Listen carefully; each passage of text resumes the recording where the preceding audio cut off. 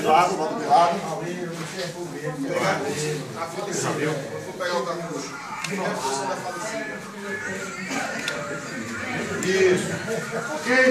Vamos agora localizar a chave, liga, desliga da arma. Isso, olha para sua arma. Liga, desliga.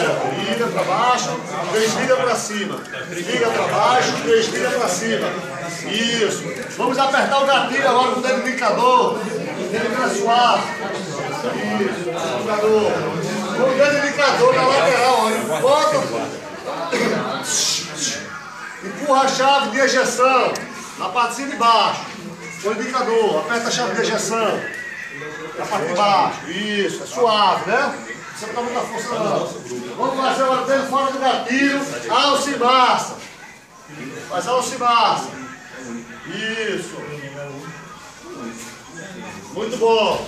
Vamos virar a arma agora, vamos ver onde que fica lá. O laser e a lanterna e o número de série dela. E aqui o número de série dela. Entendeu? Ok. Vamos agora acoplar e ejetar o cartucho. Vamos lá. Já sabe a função da mão, né? Acoplar e ejetar. Lembra da parte de cima.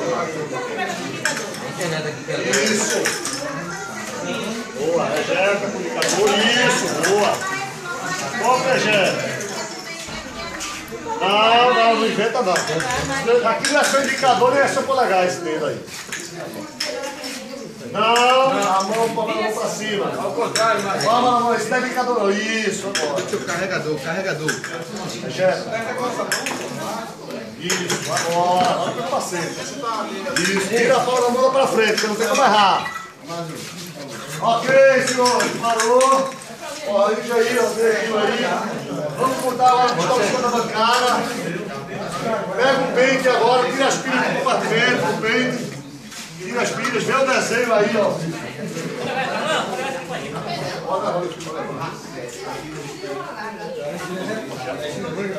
Ok, coloca as pilhas no lugar. Vai.